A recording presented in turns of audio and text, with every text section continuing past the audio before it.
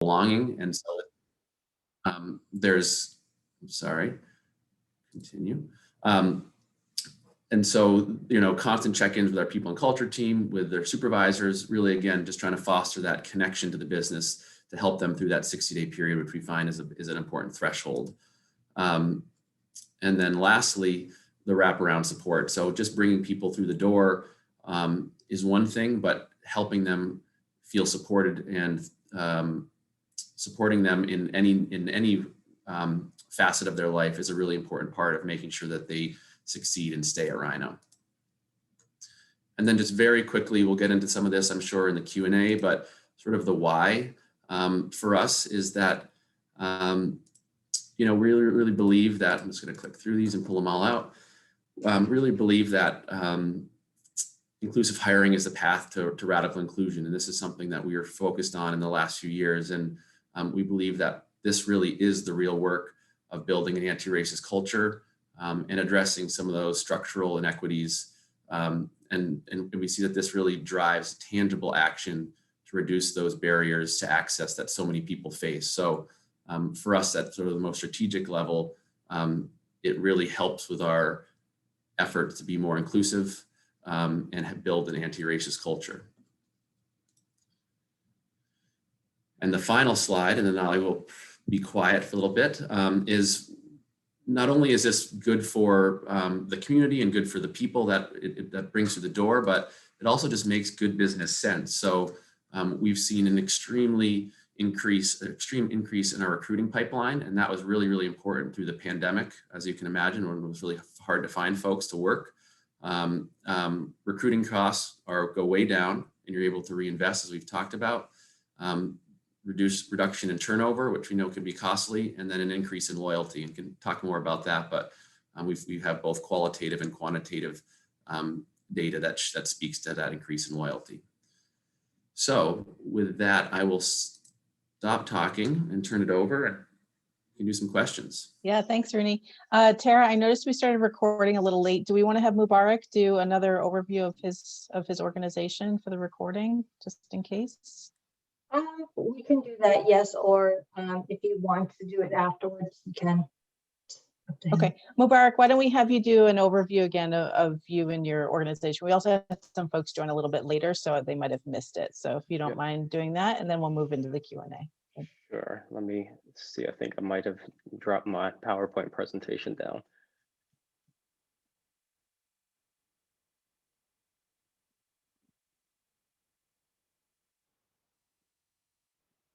For folks who joined a little bit late, thank you for joining us today. I'm Kim Goddu-Alexander, one of the directors at Bethesda Green.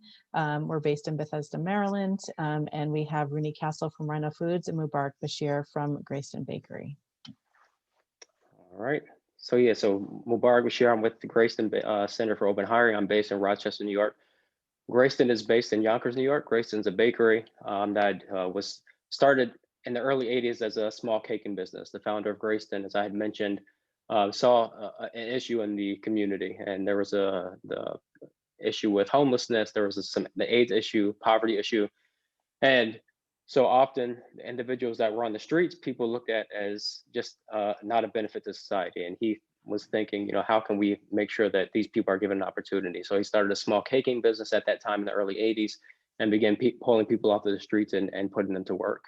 Greyston eventually moved into making brownies. They make the brownies, they go into Ben & Jerry's ice cream, and at the bakery, we practice our open hiring model. And so basically what this means, if someone wants a position at the bakery, they put their name onto a list, and once a position opens up, they're given that position, no questions asked. So there's no interviews, no background checks, no reference checks, really focusing on a person's potential, which is really what the open hiring model is. It's focused on a person's potential with no judgment. So someone could be formerly incarcerated, they could face homelessness, there could be that gap in employment that is preventing people from getting specific job opportunities. Open hiring removes those barriers and gives the people the opportunity to work. So this is just some of the resources. We feel businesses should invest the money that they're saving from removing background checks, the drug tests, and invest in your employees. And with this, it makes business sense. I don't want to keep going because I know we're running behind. So this just is a very brief overview of Greyston, and we'll discuss in more detail with the question and answer session. Thanks, Mubarak. Okay, so we're going to move into a Q&A now, and I'm going to be asking the panel some questions. For participants, if you do have questions, you can feel free to type them in the chat, or I think I'll pause in a little bit, and then we can take some questions if you want to take yourself off mute there. So thanks for the correction, Rooney, to Greyston's website. Okay, first off, let's chat about what are some of the barriers to companies, what are some of the barriers that companies face when creating a more inclusive hiring practices? So Rooney, I'll start with you. Barriers are, it's just sort of unknown to people, and what does it mean? So they hear this and they hear, anybody can come in off the street, or any sort of criminal history. I typically think this is all from my experience, that that criminal history piece can be a big challenge for folks, because they then equate that to an unsafe workplace. So there's a lot of barriers and challenges around getting buy-in and adoption from, first and foremost, leadership, and then that needs to trickle down. So if your leadership's not bought into it and doesn't believe in the model or the purpose, then it's not gonna thrive. So I would sort of stop there and just say, really getting that leadership buy-in, and probably the biggest barrier having to do around that connection people speak to around safety. Okay, fantastic. And Mubarak. Yeah, so I think first off, having more inclusive hiring practices creates a more inclusive workforce. And so I think the initial thing, as Rooney had mentioned, obviously the barriers. I think when I'm working with Rochester businesses, immediately people's mind goes to, we're going to be hiring a bunch of criminals. But as I'd mentioned, you could be hiring people that have returned from incarceration, people that have a gap in their resume. Maybe someone's just not great at interviewing, and that interview prevents someone from getting a job. So there's so many barriers. But I think initially companies need to look at their organization as a whole, right? Is their leadership inclusive? Is there a diverse leadership team? And then ask themselves, are these barriers that they're putting up really necessary? We focus specifically on entry-level roles. So is a high school diploma or GED really necessary for an entry-level role where that person can be trained on site? So they're creating a barrier just by having that specific criteria for someone to be eligible for those roles. Similar with the interview process, as I had mentioned, there are a number of people that I've worked with in my previous role that what we did is we trained them on interviewing skills, and they just weren't great interviewers, but they would make great employees. And so there's a lot of barriers that businesses are creating, and they just continue to do business as usual. So they're not looking into different ways to get people in the door. And what we've been seeing here locally in Rochester is so many businesses are struggling to find people, and it's because they aren't thinking outside of the box to create a more inclusive workforce. And I think open hiring is one of those things that businesses can practice to get more people knocking on the door for those opportunities. Yeah, fantastic. And we actually had somebody ask a question about this. So what about a position like bookkeeping? Yeah, I was going to jump in. I think that's, as Mubarak said, for Rhino at least, this is for entry-level positions that we're talking about, and we're both manufacturing facilities. So for Rhino, these are folks who are going to be working out on the production line, making cookie dough. So if it was a bookkeeper or another position, we do have certain qualifications that people need to meet in terms of experience or education levels as appropriate for those positions. Makes sense. Thanks for that question, Chris. I appreciate it. Okay, so next question: how do companies gain buy-in to implement open hiring practices at the leadership level and then throughout the organization? We sort of just started to hit on this in the other question. So Mubarak, you want to take that one first? Sure. So I think it really depends. So there are some businesses that are just socially conscious, and it's not that difficult for them to gain buy-in. But then we have to look at, I've spoken with presidents and CEOs they're bought into the system of open hiring. And my first question is, what about the leadership team? And I know we'll get to that a little bit later in the question. So some businesses, not very difficult for them to get buy-in. And then we look at other companies where there's a long process. I think again, the first process or the first step is letting them know that you're giving people an opportunity. Doesn't mean that you're hiring a bunch of people that are returning from incarceration. This is probably what I speak on every day with businesses.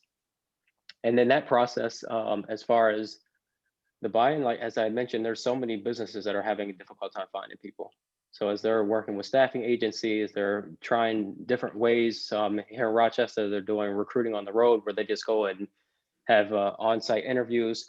So now they're really starting to look at innovative ways, and open hiring is one of those ways that that they can begin to think outside of the box, as I had mentioned, and get people in the door for positions. And so a lot of our when I first began this role last year, I was cold calling a lot of businesses, trying to educate them on the open hiring model. And as we've seen that they're having a difficult time finding people, now my phone is ringing from leadership teams saying, you know, we need people, and you know, what are some ways that we can implement open hiring? And again, we'll get to it at a later time. I know it's one of the questions we're going to discuss, but really making open hiring their own. And you know, it doesn't have to be exactly the way that Greyston is practicing it.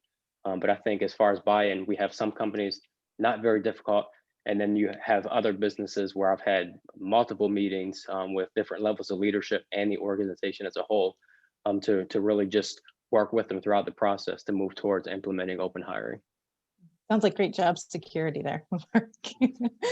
All right, Rooney, same question.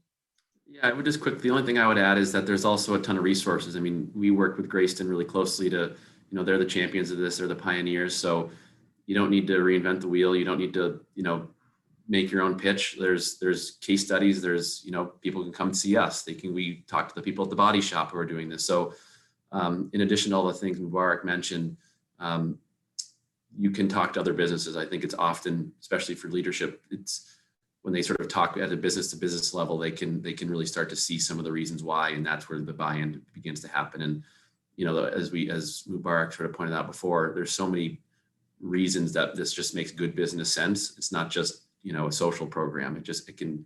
There's so many we've got data that shows why it makes good business sense. So that's probably where I would be starting. Okay, great. So getting back, we sort of touched on it a little bit.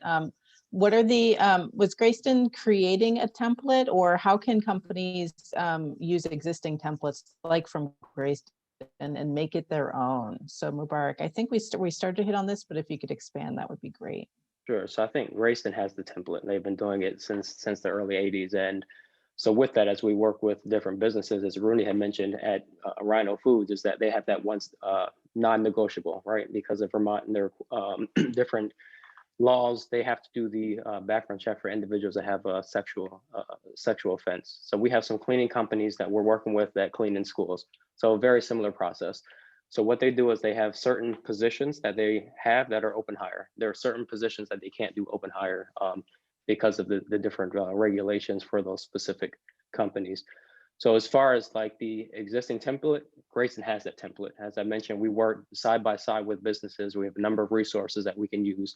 Another number of business partners that have been using open hiring for a long period of time. And then we just kind of formulate and work with the businesses to see what works best for them. If there are any non-negotiables that you know, can't be removed because of specifics to that position. But as mentioned, only certain positions need to be open hire. Some businesses may only want to start with 5. So they'll start with 5, kind of see how it works, pilot it, and then we move into longer term. But Greyston is not all open hire. It's specific for those entry-level baker roles. My position wasn't open hired. I had to go through the entire process of an interview, background check. And so yeah, we work very closely. But as I had said, Greyston has the template. We'll just make sure that it works specific for each business or each company. Fantastic. Yeah. And Rooney, anything to add? Just to quickly clarify, so again, as it is individualized. So we have that asterisk, not because it's a regulation, anything with Vermont. That was sort of by design with what our group was comfortable with at this stage of the process. That doesn't mean, and I'm very intentional with this is a journey that we're on. This is a process that we're following. So we have that asterisk currently because that's sort of what we felt comfortable with at the time.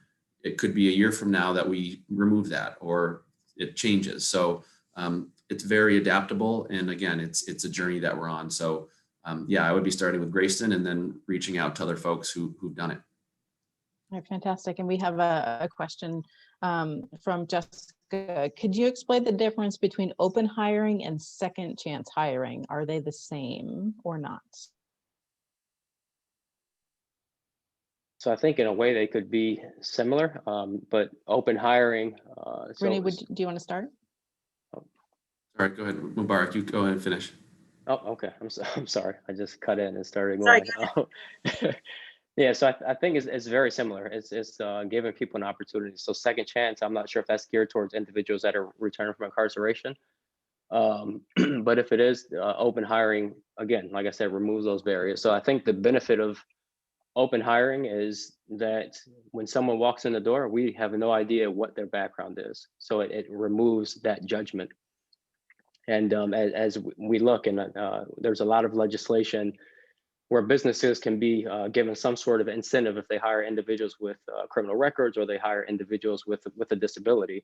And we don't want to know that information because we want people to come in with a clean slate and not be judged. So I would say in a way it is because you are giving people opportunities, but there are some things that Greyston uses this model because we don't want to know. We want people to come in non-judgmental judgment on the way in and on the way out. Yeah, the only thing I would add is I think they are exactly the same. I think it's just nuance in the language and trying to have more inclusive language. So as Mubarak was saying, second chance hiring has a connotation and a judgment behind it, and not in, doesn't, but I think that's the reason why. So, you can call it whatever you want. We call it inclusive hiring rather than open hiring, but they are the same. To me, it's just sort of an adaptation of the language to try to be more inclusive. All right, fantastic. Sorry about the cutout there. My internet cut out for a little bit. So next, let's talk about, so Rooney, you mentioned this earlier. So what are the advantages and the return on investment for businesses to adopt open hiring practices? Yeah, I think my slide sort of I had earlier pointed out the increase in recruiting pipeline. So we don't have to be out there pounding the pavement, trying to find people, out recruiting, we used to work with a lot of temp agencies. We've completely gotten away from that. So those recruiting costs are down in general.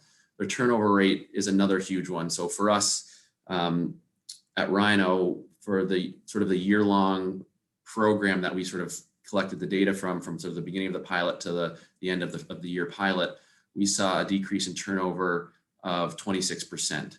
And so that's a huge jump. And there's just so much cost, as that everybody probably knows, especially manufacturing, of bringing people in, training, then losing and retraining. So, a 26, if you could tell your leadership team within a year, you're gonna have a 26% decrease in your turnover, I don't know who's gonna not sort of sign up for that. So those are some of the most easy sort of clear examples of hard costs and why it makes good business sense.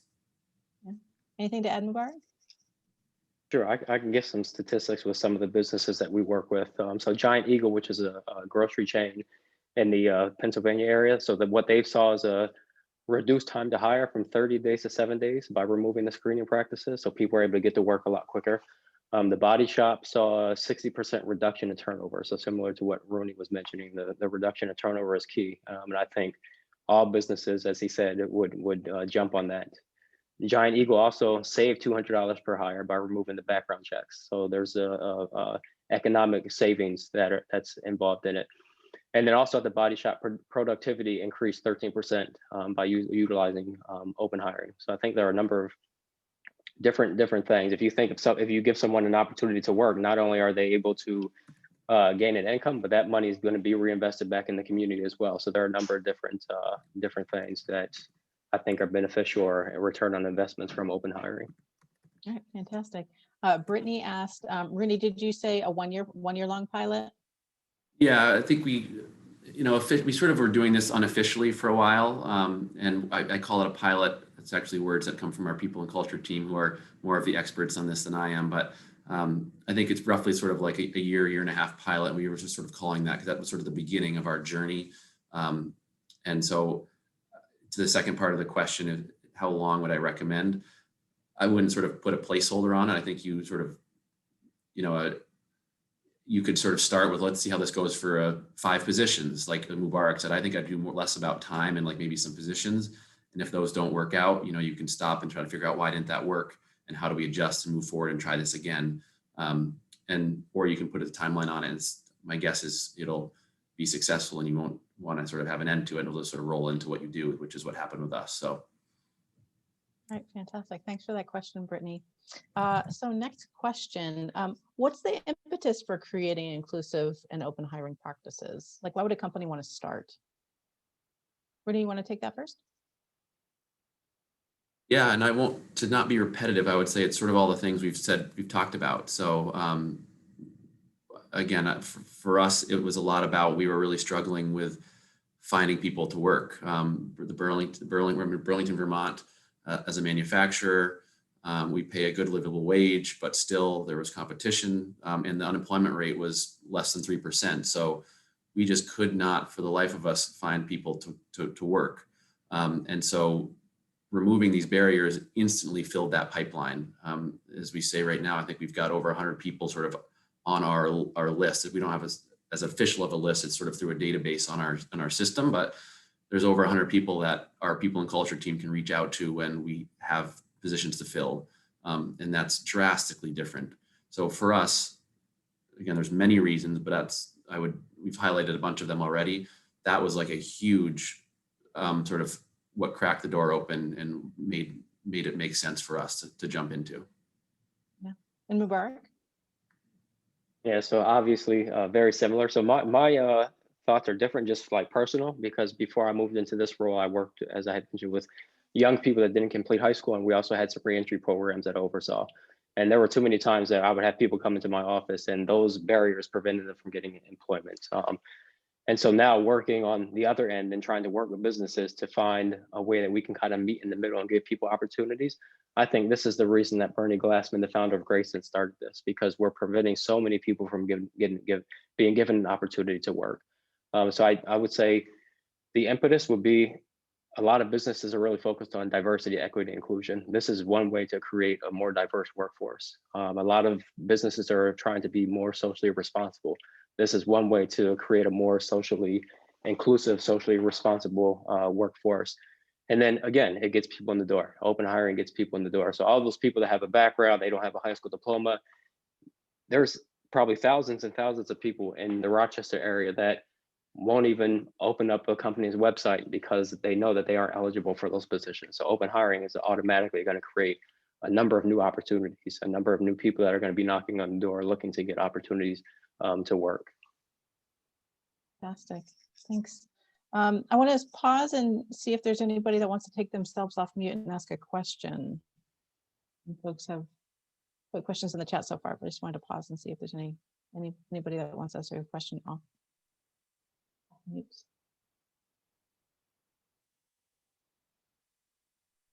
No, nobody's break today. Okay, no problem. All right, thanks, Tara. Do you feel these are self-imposed barriers are the reason why we still have a high unemployment rate post COVID-19? Mubarak, do you want to start? Sure. So is this regarding the barriers? Read the question again. Self-imposed barriers that do you feel these? Yep. Do you mean barriers that businesses are creating?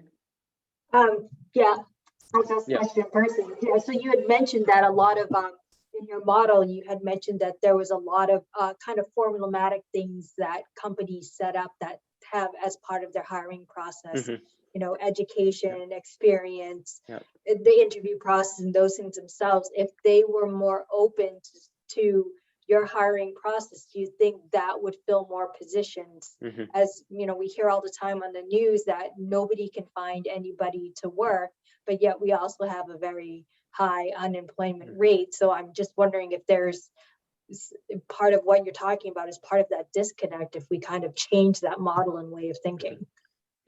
Yeah, I definitely think so. I think those barriers, and like I said, it's just things that businesses are accustomed to doing. So we'll have a number of conversations, and they're saying, you know, how are you going to know about somebody if you don't do an interview? I've hired people. I've done interviews and hired people that had master's degrees and they just weren't great employees. So regardless if you do the interview or you don't do the interview, regardless if someone has a high school diploma or a degree, you never know what you're going to get. And so I think when we put those unnecessary barriers in place, it does prevent people from even attempting to apply for certain positions. So I'm positive that removing those barriers would create opportunities for businesses, but they are self-imposed.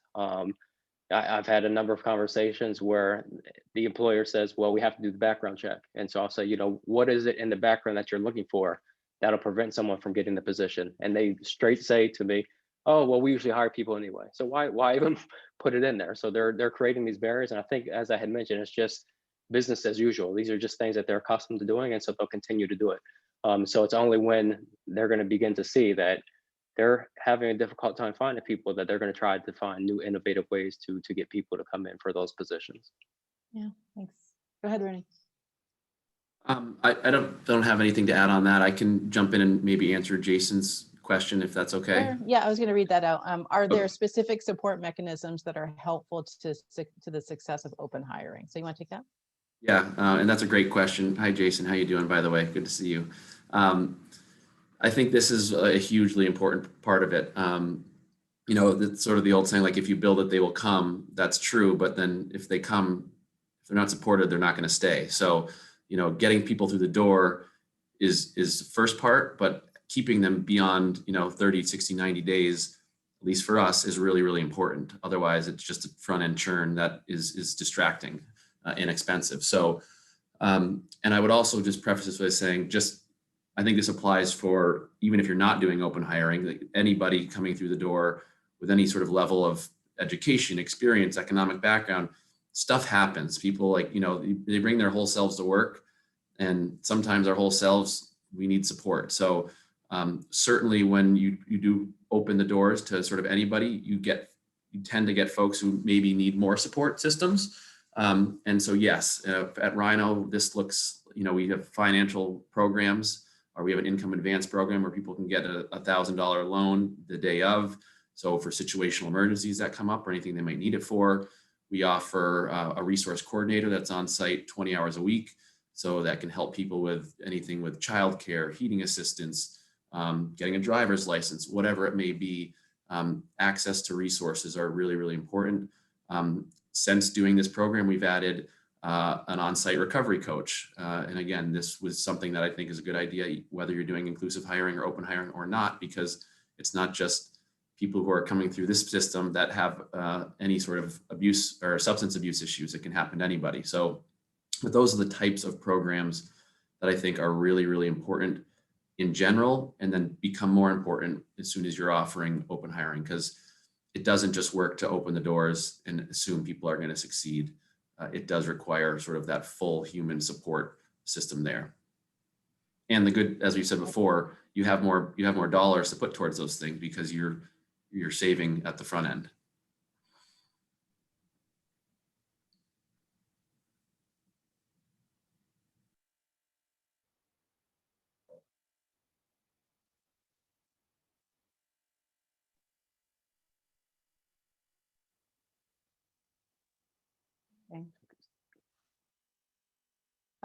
So I'd like to move on to, if nobody else has any other questions, feel free to put them in the chat. Does anybody have any other questions they want to raise their hand or take themselves off mute? If not, we have some other. All right, so could both of you provide testimonials or examples from folks who directly benefited from your open hiring practices? And Mubarak, do you want to start? Sure. Yep. So actually, I was just on LinkedIn, and Greyston had posted something of someone that started as an open hire in 2018 and was just promoted to the production coordinator. So there are a number of stories like this. A few weeks ago, we held a webinar documentary series of one of the employees at the bakery, who was a single mother of 5 kids, and she had mentioned in the story that she was at the verge of giving her kids up to the foster care system because she wasn't able to find employment opportunities. And through open hiring, she was able to get a position at the bakery. She's still there, and she was able to keep her kids. So these are the impacts that it has on individuals. There are so many other stories like this. When you open the door, as I mentioned, there's a social aspect to it, where if you give people an opportunity, it really does have the opportunity to change lives and impact lives. All right, and Rooney?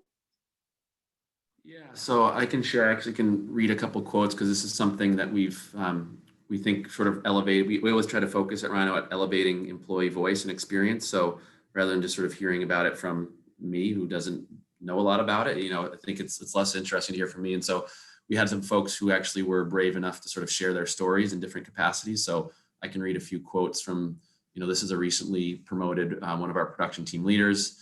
And they say, when I was hired at Rhino, I was 60 days sober and homeless.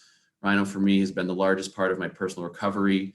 Rhino's been a lifeline to recovery. A little over 3 years ago, I was homeless and just got approved to purchase a home.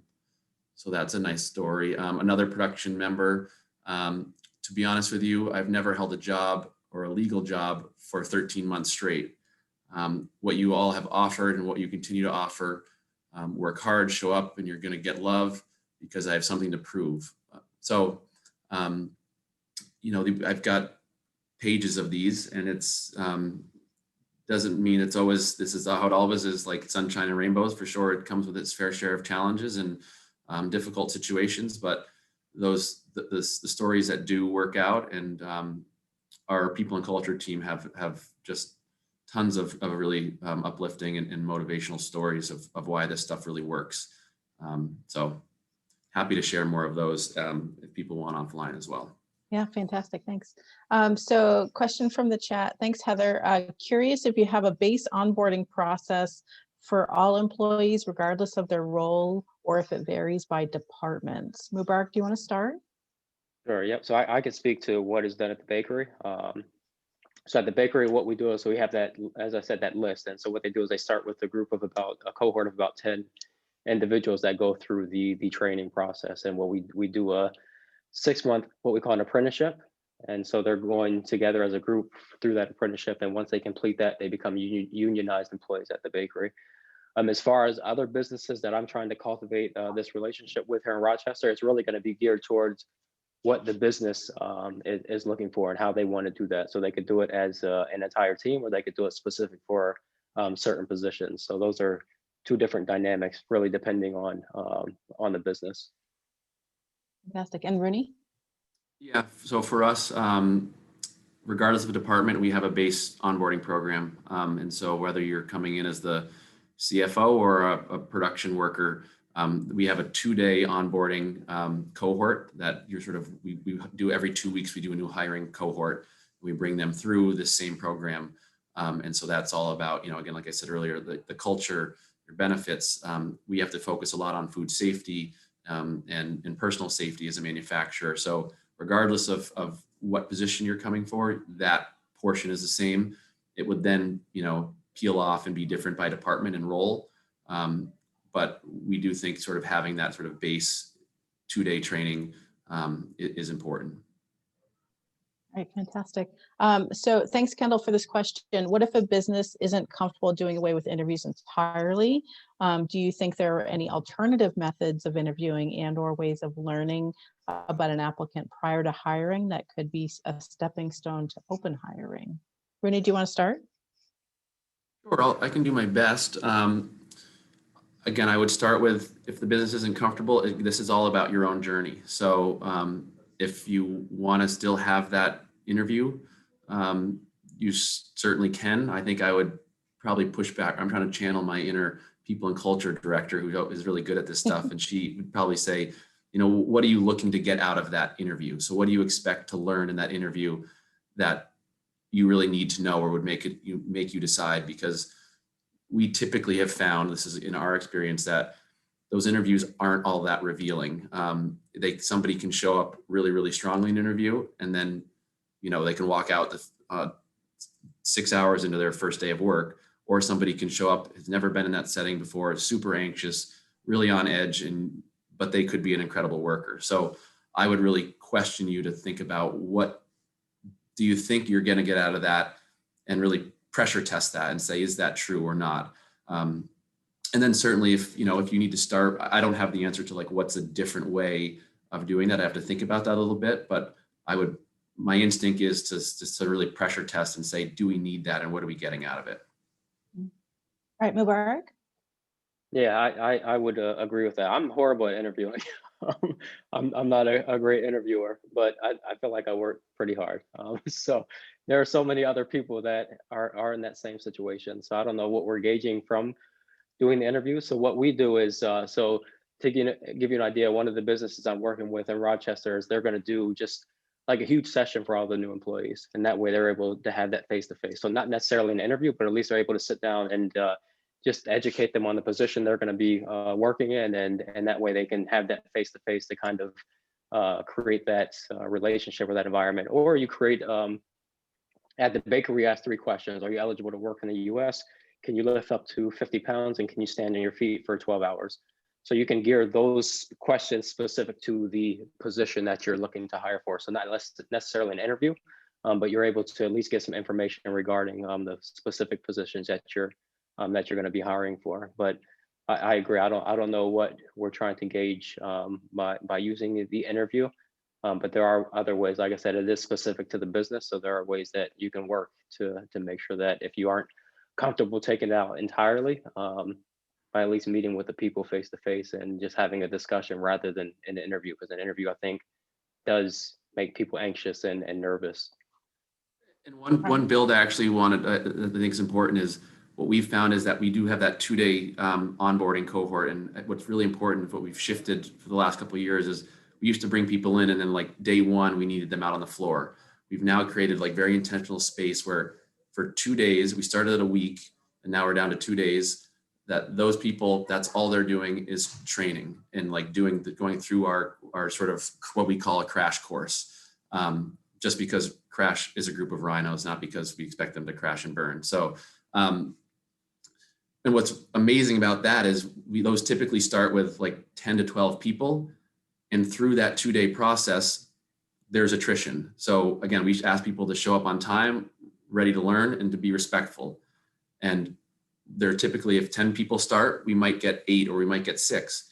And you might say, oh, that's sort of a bummer. You needed 10. Like, what about that? But that's an incredibly important weeding out process, because then you don't bring in those 4 people who you were relying on the floor and all of a sudden sort of flaked out and didn't show up. So that ends up being our interview process rather than an actual interview process, because it demonstrates how they actually show up or don't. Sounds like that's a great alternative. All right, so I'm going to finish with this question from Jason, then we have a wrap-up question. So how important is it to educate current employees about open hiring when you're planning to launch? Rooney, do you want to start? Yeah, I think it is important. I think, you know, for us, we sort of like, we're informally doing it and then formally doing it. So I don't think we did this as best we could, but I do think it's important because A, I think it's something to be proud of. B, I think it's something that helps with that pipeline, because people know about it. They then refer other people and, you know, you sort of build that pipeline. And I think it just, by being open and upfront about it, it allows you to have open and honest conversations rather than conversations happening sort of in the hallways around the parking lots. And I do think it is important to have a few people who are really good at speaking to this, because it will get challenged. People will come in sort of, you know, we've got experience of, or people in culture team has experience of people coming in saying, well, what, I can't believe you do this. What about that? And then through those conversations, they have been very successful at getting people to sort of stop and think and actually like completely change their tune and realize like there have been times in their lives when they've had opportunities that maybe they, you know, what we call a second chance. We're trying to not call a second chance, but creating that space for those conversations actually really helps folks who might not agree with it at first have a little bit of a mind shift and start to sort of see the other side. Because this really is a journey it's a journey for a company. It's a journey for every department. And it's a journey for every individual here at Rhino. So that's how we really think about it. So yeah, Jason, I would say it's definitely important. And it's important to have a few people who are sort of the champions of it and that can speak to it, especially at the beginning, until you start to grow that group of people. Fantastic. Mubarak, anything to add? I would agree. I think it's very important. So many years ago in Rochester, there was something that they called the One Job Initiative. Businesses would open up 1 or 2 jobs that were really geared towards individuals that face barriers. And so as these people were hired, there was judgment among the employees that were already there. And so that just created a bad atmosphere. And so it really didn't work out. So I think it's very important to educate employees. And then remember, those employees probably have family members that face barriers to employment. So I think that's important also. We really have to humanize open hiring, as I mentioned, some of the stories that we discussed. And so a lot of businesses I'm meeting with leadership team, and I'm coming in and taking a tour of the site, and also meeting with some of the employees as well. And I think also what we do is we provide, as I had mentioned previously, that wraparound support, the path making, which we'll be doing in Rochester. And that path making is not geared just for open hire employees, it's geared for all employees. And I think that's also something beneficial. They can see not only is it the open hiring employees, but it also is benefiting us as well, just as employees that went through the regular process when we were hired. All right, All right, just fantastic. one more build for me, I apologize, is that, you know, I think I sort of said that we maybe not did a good job of educating, and I actually want to take that back, because I think what was actually pretty intentional is, I think there's also a difference of like, we didn't like go out and like blast it from the, you know, the mountaintop, because, you know, we sort of just want it to be part of sort of who we are and what we do, and not make it this like new thing that everybody starts asking about. It's like, well, who isn't? And, you know, so I think there's like, you want people to be ready to educate, but we made an intentional decision to not like scream it from a mountaintop, because I think that also creates undue attention that maybe isn't necessary. All right. Thanks, gentlemen, for those. And just to wrap it up, I'm going to leave you each with one question. And Mubarak, we'll start with you. So what are the first steps for businesses to get started with open hiring practices, or what are your final thoughts on how folks can get started? Yep. So I think to get started is so Greyston, Rochester was selected as the first region to kind of scale this work. So we've started in Rochester. We're moving into Westchester County and looking to expand. So Greyston, businesses that are interested first need to kind of look at themselves as a business and see if this is something that they're able to move forward with, and then we'll work side by side. Greyston has these specific regions and work set up so we can help businesses adopt the open hiring model. And so what my work is geared towards is working with these businesses side by side. So someone had mentioned, how long should we do the pilot program? There really is no time frame, because it may take more than 3 months just to even get it kicked up and start to run. And so that's really what we're doing, is we're working side by side. So within that first 3 months, we can reevaluate, you know, this is what working, this is what isn't working, and we can adjust as needed. So first step is to look at your business, see if this is something that you're really interested in. Second step would be to reach out to Greyston, and then we'll help you and walk you through that process. Sorry, Kim, you're on mute. Final thoughts? There you go. Yeah, I think that's the right answer. I think every company, you know, each of you knows your company, and so the process might be a little bit different, but I think really tapping into the resources that are out there is step one. I think knowing sort of what's going to appeal to your leadership, and then sort of maybe, you know, steering them in that direction. So if they're more focused on the, you know, what is a return on investment, then, you know, you can start to gather some of that information, have conversations with the experts. You know, you can call us, you know, you'll get to somebody who can speak this much better than me. You won't be speaking to me. So I think the first step is like, if this is something you want to do, figure out sort of what's your angle in terms of what's going to be receptive to leadership.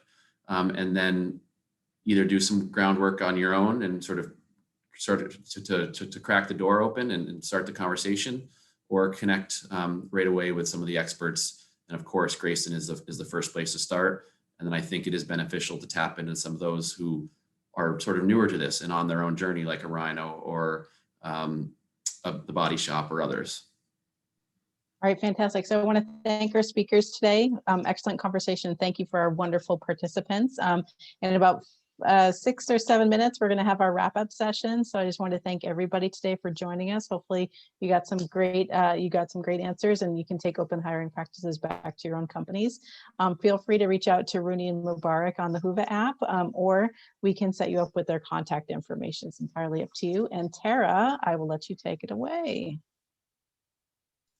Well, thank you everyone for joining, and if you can take a short break, please do, but come back to the panel session on the main stage, which you can open up in Whova, and see what other great sessions you may have missed. I know that the people here are very grateful and learned a lot, so thank you, the three of you, very much. Thank you. Have a wonderful afternoon.